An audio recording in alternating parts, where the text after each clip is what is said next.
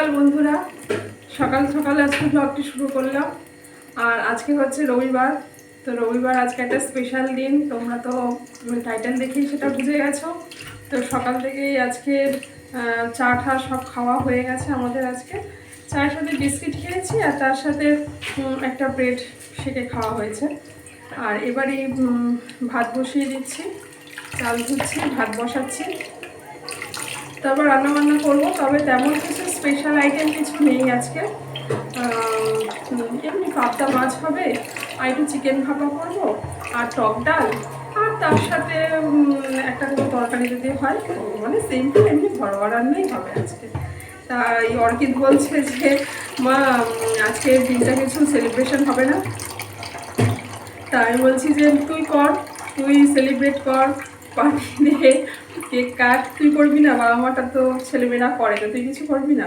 তো বলছে হ্যাঁ করবো। তা আমি বলছি ঠিক আছে, তুই তো বলেছিস করবো, এটাই অনেক। তাই এই নিয়েই কথাবার্তা হচ্ছিল।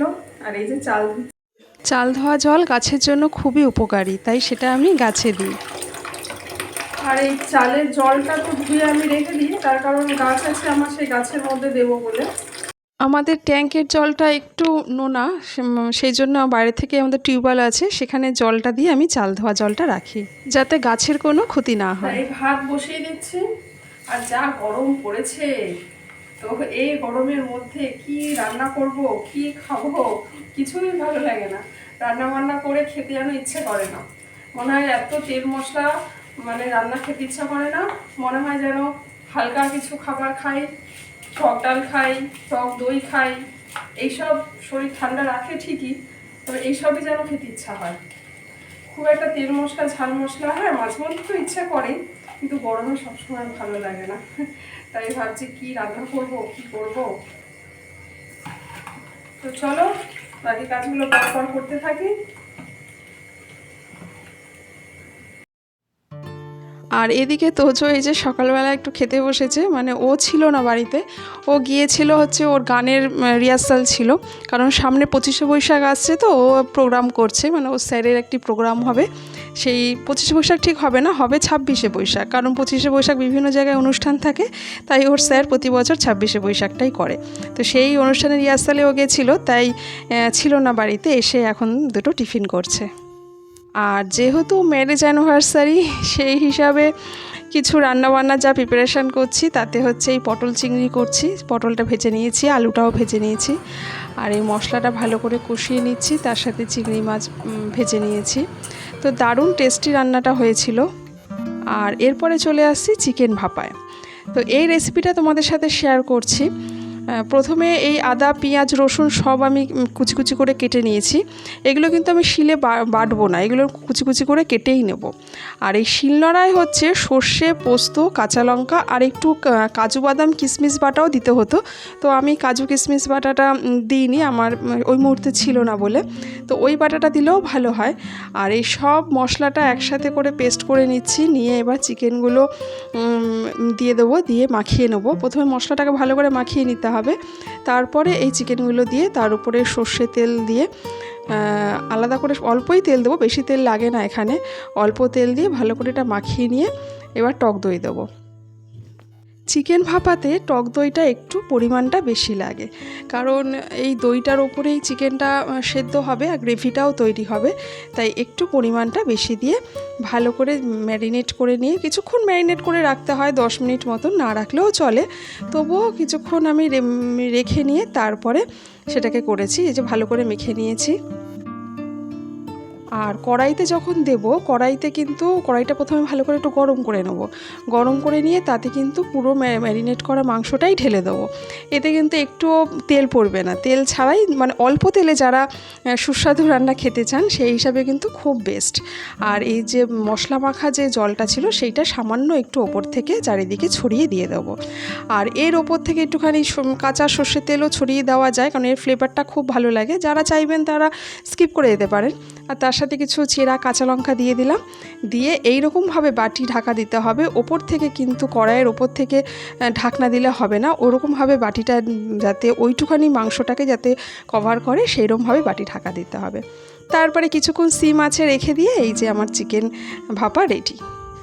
আর এই দুপুরের লাঞ্চ মেনু নিয়ে চলে এসেছি। এই যে শাক, লাল শাক ভাজা পোস্ত দিয়ে, তার সাথে টক ডাল, আর তার সাথে এই চিকেন ভাপা, আর এদিকে রয়েছে পাবদা মাছের ঝাল, আর এই যে পটল চিংড়ির রয়েছে, আর তার সাথে ভাতের সাথে রয়েছে স্যালাড, কাঁচা লঙ্কা। আর ভিডিওটা একটু ডিস্টার্ব হয়ে গেছে, এর জন্য ক্ষমা চাইছি, একটু অ্যাডজাস্ট করে দেখে নেবেন প্লিজ। আর এই যে পুরো ছবিটা। আর এরপরে চলে এসেছি বিকেলবেলায়। বিকেলবেলা একটু বেরোনোর প্ল্যান হয়েছে, মানে সেরকম কোথাও না, আশেপাশে একটু বেরোবো। তা এই শাড়িটা হচ্ছে আমার নতুনই শাড়ি, কদিন আগেই কেনা হয়েছে। তখন কিন্তু ম্যারেজ অ্যানিভার্সারি গিফট হিসাবে কিন্তু এটা ভাবিনি, এমনিই জাস্ট কিনেছিলাম।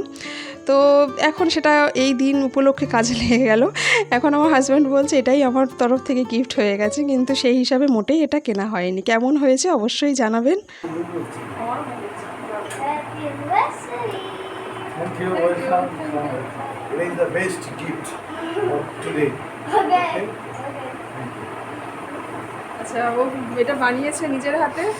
এই যে আর কি বানিয়েছে সেটা খুলে দেখাচ্ছি, আমিও জানি না।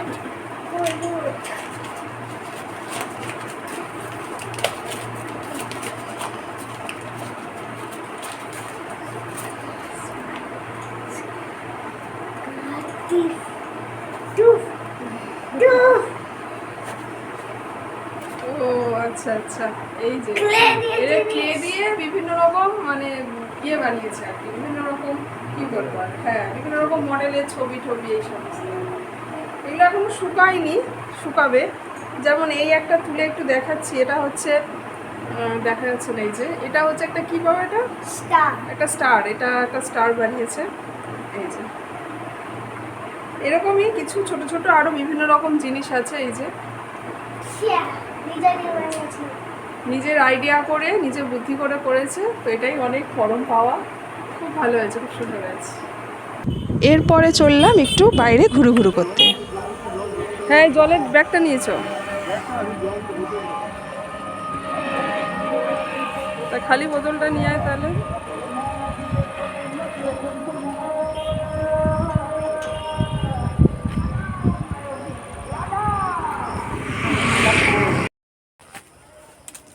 চারিদিকে নারকেল গাছ, আর এই সামনে একটা পুকুর আছে, খুব সুন্দর পুকুরটা। আর এই সব যাচ্ছে, এই যে, আর এই আমি যাচ্ছি।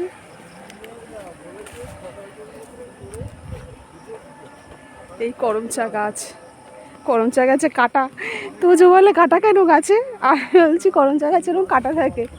এই যে ফল হয়েছে, এই যে করমচা গাছে ফল, এই যে আরও হয়েছে, আরও এই যে ফুল এসছে, এই যে ফুল, এই যে ফুল এসছে, আর তার সাথে ফলও হচ্ছে।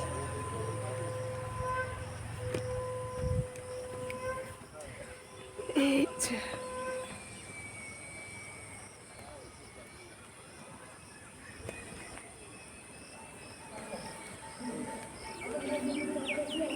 আবার যাচ্ছি, এখান থেকে আবার অন্য এক জায়গায় যাব, তাই এখান থেকে আবার বেরিয়ে যাচ্ছি।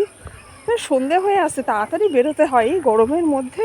রান্নাবান্না সব কিছু করে তাড়াতাড়ি বেরোনোও যায় না, বেরোতে অনেকটা বিকেল হয়ে গেল।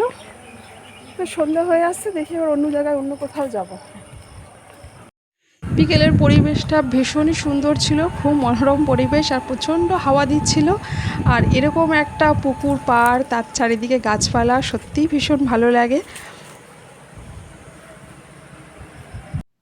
যারা নতুন দেখছেন তাদেরকে রিকোয়েস্ট করব, প্লিজ চ্যানেলটি সাবস্ক্রাইব করে পাশে থাকবেন। অবশ্যই যদি ভালো লাগে আমার অন্যান্য ভিডিওগুলোও দেখবেন, আমাকে একটু সাপোর্ট করবেন, একটুখানি আশা।